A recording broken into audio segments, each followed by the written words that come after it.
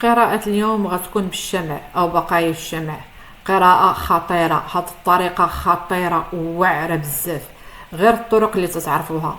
هاد الطريقة هذه هي في العادة أو في الأصل طريقة إغريقية ويونانية، ولا زالت لحد الساعة تستعملوا هاد الطريقة هذه في بعض دول أوروبا الشرقية.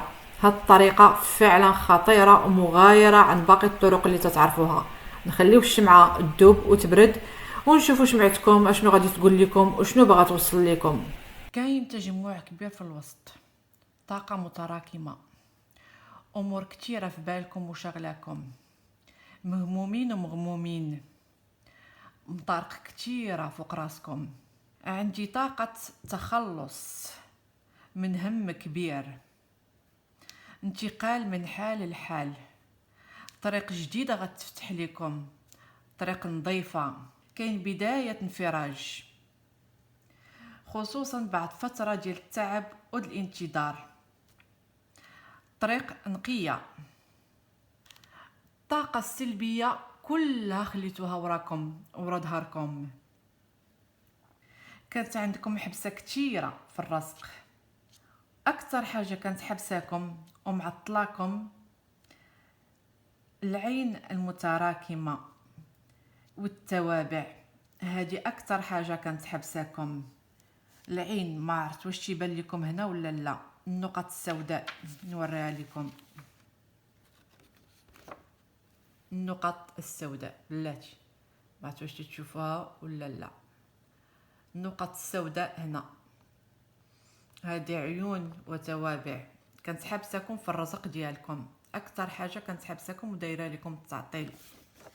ولكن الحمد لله عندي تفريغ للطاقه القديمه، خروج من الازمات والهموم القديمه.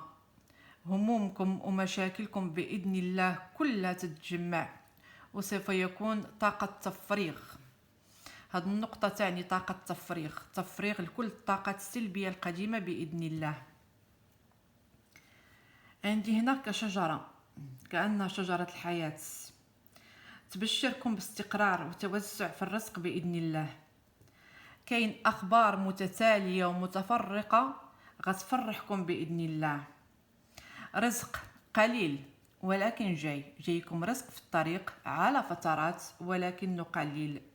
الحبسه اللي كانت عندكم في الطريق اللي تتخص الرزق والعمل، والرزق راه تنقصدوا به كل شيء، الرزق راه الزواج، العمل، الحياه، كل شيء، كل امور الحياه تخص الرزق، يعني كلمه شامله للكل. فان شاء الله في استقرار، في توسع في الرزق وبركه باذن الله، فتح ابواب خير جديده سوف تفتح لكم، ابواب نظيفه باذن الله.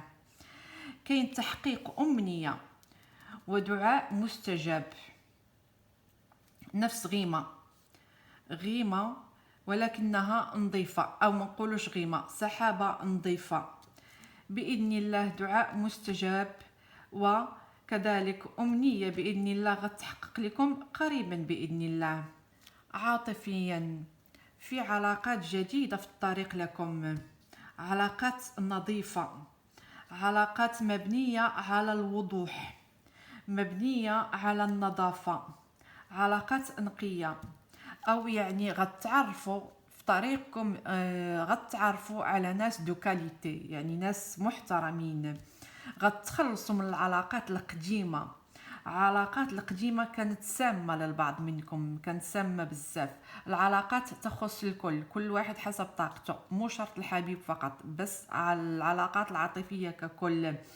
البعض منكم كذلك في انتقال من حال لحال ومن مكان لمكان، سواء انتقال في العمل، انتقال في السكن، يعني البعض منكم ما يغير السكن ديالو، او انتقال في البلد باذن الله. في انتقالات، يعني الفترة القادمة باذن الله كلها مبشرة بالخير والانتقال، في انتقالات عديدة وحركة كثيرة باذن الله.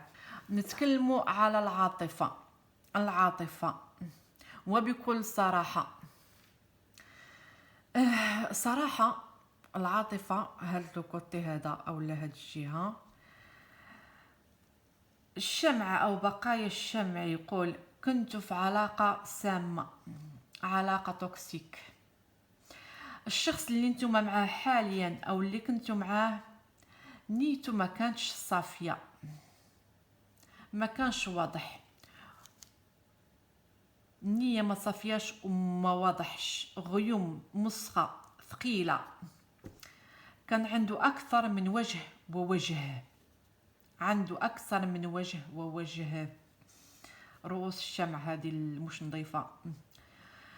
بكل صراحة وبدون كذب، الشمع يقول كان يفكر فيكم للمصلحة فقط، المصلحة الجسدية أو المصلحة المادية.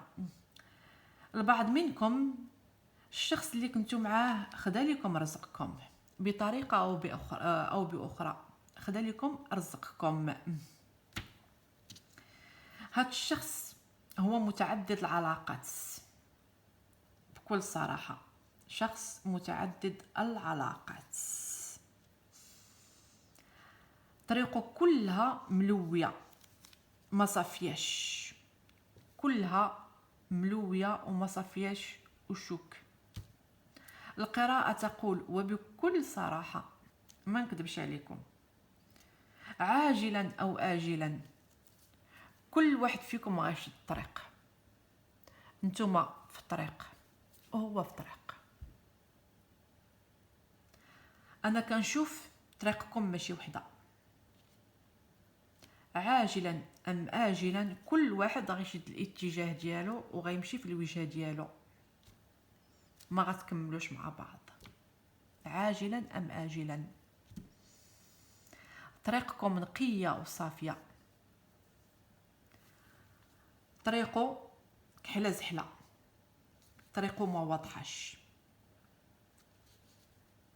كل واحد فيكم ماشي في الطريق، انت في طريق وهو في طريق، الطريق غتنقسم بيناتكم، كل واحد غيمشي في الطريق، ما غتستمروش نصف الطريق. ونزيدكم من الشعر بيت، هاد الشخص غيتعرض للربط او السحر الثقاف. غالبا هاد السحر اللي غيتعرض له غيكون في جلته، اي المراكد غيتعرض للتقاف في جلته او مراكد، او غيتعرض للتقاف اللي تيدار بالزرع، حبوب الزرع غالبا. عنده الفعة، هاد الشخص حاليا مع الفعة، في طريقه الفعة، بينو وبينها علاقة جسدية، وغتكون هي سبب التقاف او الربط. لف افعى معه، ما عرفت واش تيبان لكم ولا لا، هو في علاقة جسدية مع واحد اللفعة، غيتعرض لسحر ثقاف او ربط، عاجلا ام آجلا. فانتم الشمعة او بقايا الشمع كيقول لكم ما تخافوش من التغيير اللي جايكم، لانه فيه خير، فيه تخلص وفراق من القديم السلبي وانتقال المراحل كلها ايجابيه. في البدايه طبعا ما غيكونش الموضوع سهل وهين، يعني غياخد وقته، ولكن اخره خير. هاد الامور غتحصل او غتوقع ابتداء من 21 يوم الى 40 يوم من تاريخ مشاهدة الفيديو. غتبدا معكم اول بشارات التغيير، غتبداو تلاحظوها وتشوفوها، اول الاشارات والبشارات غتبداو تشوفوها ما بين 21 يوم الى 40 يوم، وان شاء الله باذن الله التغيير الكامل غيكون من هنا ل3 شهور باذن الله. وهو كاين اشارات اخرى وامور اخرى، ولكن القراءة بما انها مستعجلة فحاولت نعطيكم اهم الرسائل اللي فيها. الطاقة مفتوحة تفعل معاكم الوقت اللي شفتوا فيه الفيديو. اكتبوا تم في التعاليق، استقبلوا البشارة، ابصموا على طاقتكم، وفوق كل ذي علم عليم. شكرا لكم.